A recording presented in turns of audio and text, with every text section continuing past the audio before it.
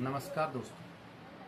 तो आज मैंने सोचा कि क्यों नहीं कुछ ऐसे विद्वानों के अनुसार काल सर्पदोष जो आजकल बहुत ज़्यादा प्रचलन में चला है, ज्योतिषाचार्यों ने इसे बहुत ज़्यादा फैला करके रखा है।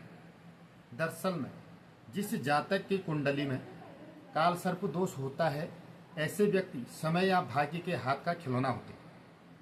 ऐसा शास्त्रीय ज्योतिषाचार्यों ने कहीं पर लिखा भी है, अपनी किताबों में भी लिखा है।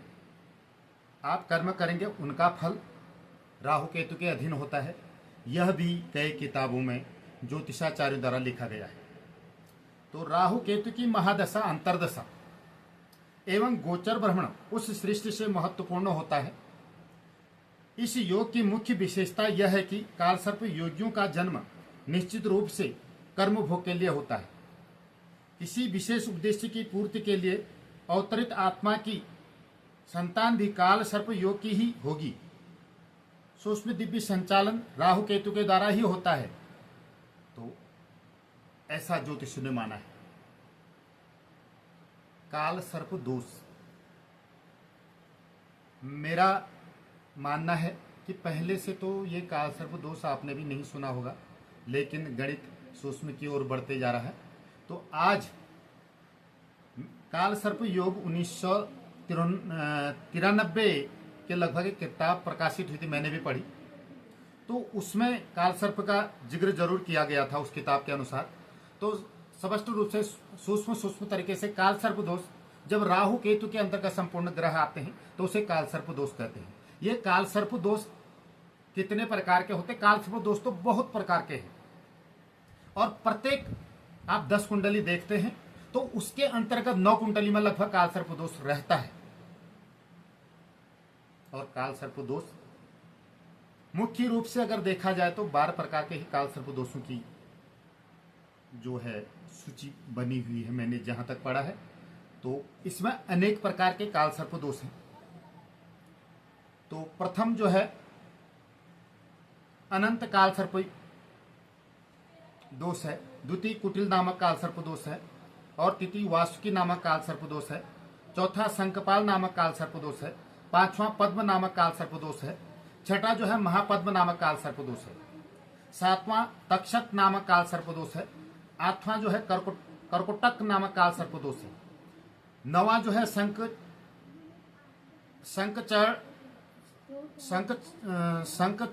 नामक काल सर्प दोष है, 10वां जो है घातक काल सर्प दोष है, 11वां बिस्तर काल सर्प दोष है, 12वां जो है शेष नाग नामक काल सर्प दोष है। ये तो है 12 प्रकार के काल सर्प दोष। अब देखिए, काल सर्प दोष यह प्रत्येक कुंडलियों में लगभग रहता है। मैंने आपको बता दिया 10 कुंडली में से लगभग 9 कुंडली में काल सर्प दोष रहता ही है। राहु केतु एक परिछाया ग्रह इनको माना जाता है, और इनके अंतर्गत जब संपूर्ण ग्रह आते हैं तो इस प्रकार के काल सर्प दोष बनते हैं।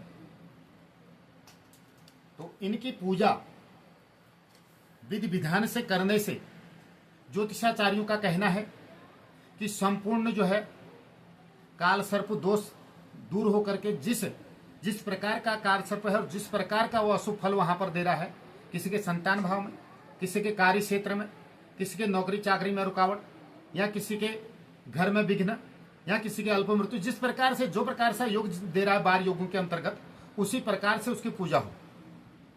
तो विशेष ढंग से पूजा होने पर ही इसका निवारण होता है, ऐसे विद्वानों का मानना है, ज्योतिषाचार्यों का मानना है। लेकिन अगर जिसके पास इतनी सामर्थ्य न हो तो वो कैसे काल सर्प दोष का निवारण करे? उसका भी तो कोई निवारण होगा। तो जहां तक हमारा मानना है कि हमारी उत्तराखंड भूमि, तो यहां पर तो सर्पों की ही पूजा की जाती है। और ये सर्प क्या है? भगवान शिव के गले में सर्पों की माला है। आपने भी इसको देखा होगा, शायद पढ़ा होगा। तो अगर आप शिव पूजा कर देते हैं और नाग पंचमी के दिन नागों की पूजा आपके वहां होती है, अगर आप नागों की पूजा करते हैं पंचमी का व्रत लेकर के, तो नाग पंचमी उत्तम और श्रेष्ठ दिन भी पूजा के लिए माना जाता है। तो ऐसे में कुंडली में अगर काल सर्प दोष है तो मेरी समझ से जो उसकी पूजा करते हैं हमारे देवभूमि में, तो इसका जैसा ज़्यादा असर नहीं होना चाहिए। लेकिन कुंडलीगत यह सभी को जो है मान्य माना जाता है, लेकिन फिर भी इसको विधि विधान से करें, ठीक है। अगर उसके फल आपको मिलते हैं तो आप राहु का जाप कराएं, केतु का जाप कराएं, इसी के अंतर्गत काल सर्प दोष बनता है, और उसका हवन यज्ञ भी कराएं, और संपूर्ण काल सर्प की पूजा करके इसको जो है नदी में प्रभावित करें। इसको प्रभावित करने के भी मंत्र हैं, इसकी पूजा के भी मंत्र हैं। तो विधि विधान से करने से कोई फल प्राप्त होता है, अन्यथा आप ऐसे भ्रमित न पड़े। आपको अगर इस प्रकार का कुछ नहीं होता, आप जा करके शिव पूजा करें, नागों की पूजा करें। अगर किसी की संतान भाव से काल सर्प दोष के कारण संतान नहीं हो रही, तो जा करके बड़ वृक्ष की 108 परिक्रमा 1 साल तक करें।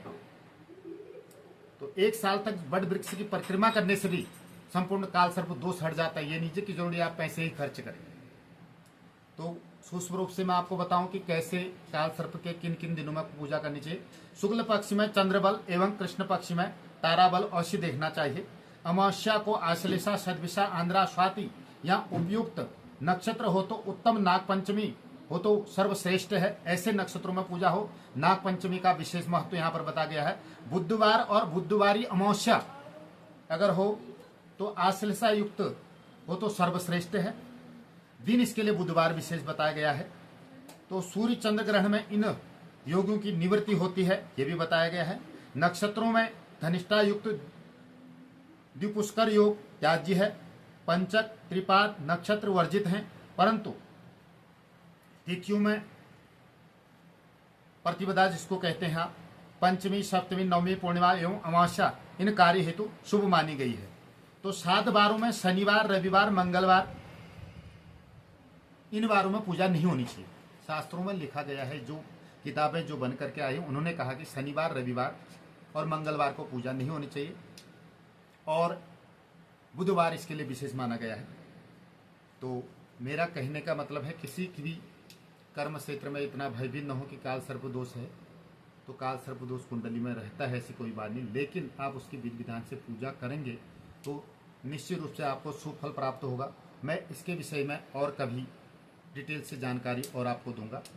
आप हमेशा जो है शिव की पूजा करें, नागों की पूजा करें, नाग पंचमी की पूजा करें, और बड़ वृक्ष की 108 बार प्रतिदिन परिक्रमा करें 1 साल तक। अगर किसी का ऐसा दोष अगर कुंडली में पड़ा है कि उसके संतान भाव में भी काल सर्प दोष पड़ा है, निश्चित रूप से उसकी संतान हो जाएगी, ऐसे शास्त्रों में माना गया है।